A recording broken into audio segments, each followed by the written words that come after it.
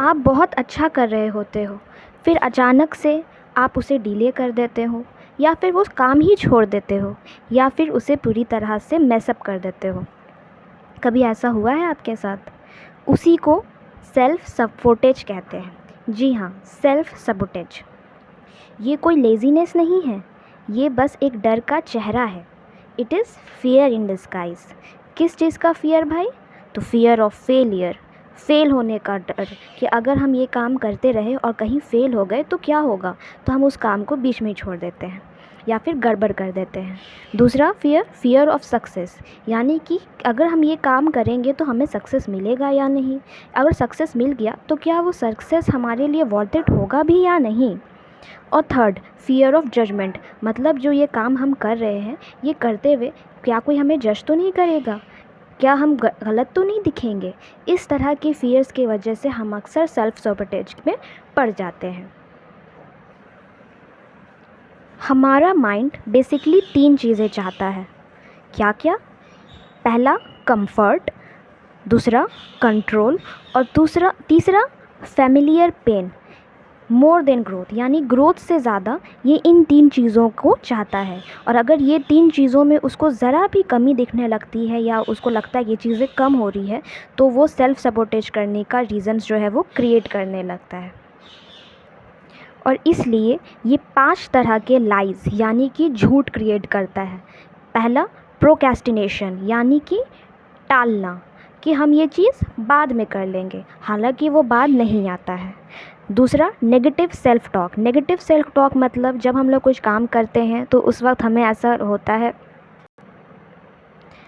Negative self talk का मतलब जब हम कोई कुछ काम करते हैं तो हम अक्सर जो है खुद से बातें करते हैं और वो बातें अच्छी नहीं होती, जैसे कि हमसे तो कुछ भी नहीं हो रहा, ये तो बहुत बुरा कर दिया यार, ऐसा हो जाएगा तो क्या होगा, फेल हो गए तो क्या होगा, लोग क्या सोचेंगे।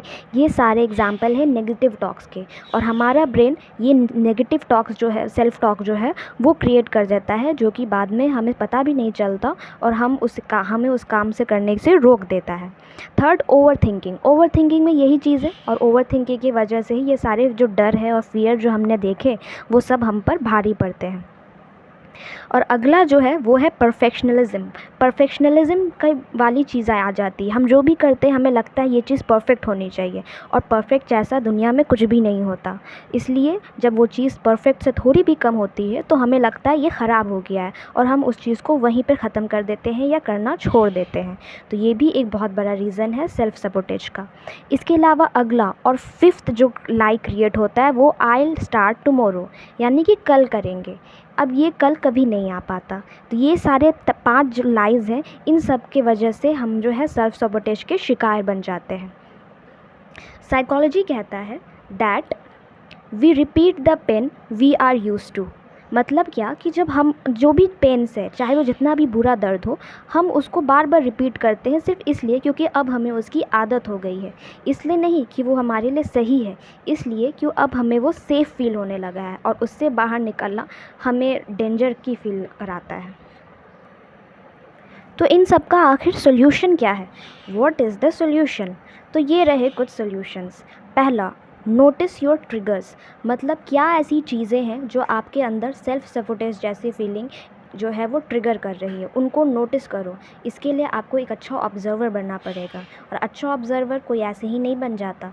बस स्टार्ट कर दो ऑब्ज़र्व करना अपने आप को और अपने आसपास की चीज़ों को, फिर आप खुद सारी चीज़ों को नोटिस करने लगोगे। दूसरा, write down your fears.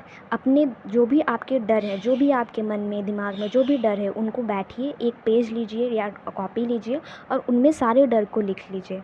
Psychology के और रिसर्च के अकॉर्डिंग जब हम किसी भी प्रॉब्लम को 40 लिख देते हैं तो 40% तो वो उसी वक्त सॉल्व हो जाता है। तो समझिए, अगर हम अपने डर को लिखेंगे तो वो डर कितना हद तक कम हो सकता है। इसलिए डर को लिखिएगा ज़रूर, इसे हल्के में मत लीजिएगा, ये बहुत काम करता है। और third, replace I can't with I am learning. ऐसा हमारे साथ अक्सर होता है कि जब भी हम कोई काम करते हैं और जो शुरुआत करते हैं, पहली बार करते हैं, तो थोड़ा गड़बड़ होता है, तो हमें अचानक से लगता है यार आई कांट डू दिस, हम नहीं कर सकते। तो ऐसा इस सोच को बदलिए, दैट आई एम लर्निंग, हम ये शुरुआत की है, हम अभी सीख रहे हैं, वी आर लर्निंग। तो कैसे परफेक्ट होगा?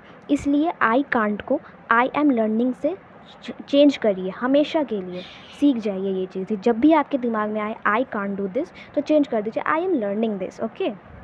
And fourth one, act small but act daily. मतलब कि क्या होता है ना कि सेल्फ सपोर्टेज का एक बहुत बड़ा रीज़न ये भी है कि हम एक साथ बहुत सी चीज़ें जो है साथ में करना स्टार्ट कर देते हैं।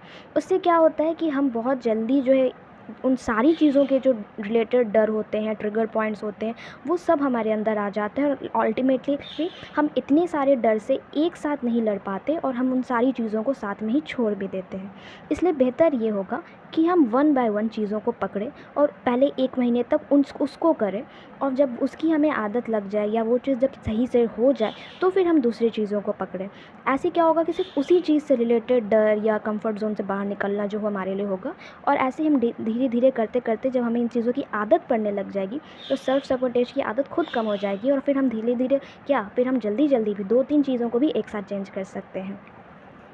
और fifth one, be kind to yourself. ये सारी चीज़ें जो है ना इतनी ईजी नहीं होगी जितना बोलने में लगा, इसमें बहुत टाइम लगेगा, हो सकता है पूरा साल लगे आपको ये चीज़ों को अपने अंदर चेंजेस लाने के। पर अगर आप ये चेंज नहीं लेकर आए तो आप अपने लाइफ में जहाँ पर हो वहीं पर स्टक होकर रह जाओगे, कोई चेंज नहीं ला पाओगे, क्योंकि कोई स्टेप लोगे ज़रूर, शुरू ज़रूर करोगे पर एंड नहीं कर पाओगे।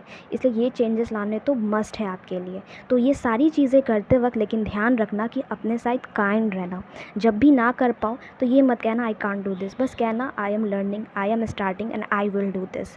एंड जब भी कुछ अच्छा कर लो, जैसे कि मान लो 1 हफ़्ता में आपने ये चीज़ कर ली कंटिन्यूअसली जो आज तक आपने नहीं किया, तो अपने आप को रिवॉर्ड दो यार। और अगर 1 हफ़्ता हो जाए तो फिर अगली बार अगर 2 हफ़्ता हो जाए तो फिर रिवॉर्ड दो यार, अपने आप को रिवॉर्ड दो, काइंड रहो। छोटे कोई बात नहीं, सीख रहे हैं, फिर से करेंगे। तो इस तरह से अपने साथ काइंड रहो। Remember, self sabotage is just your scared self asking for healing.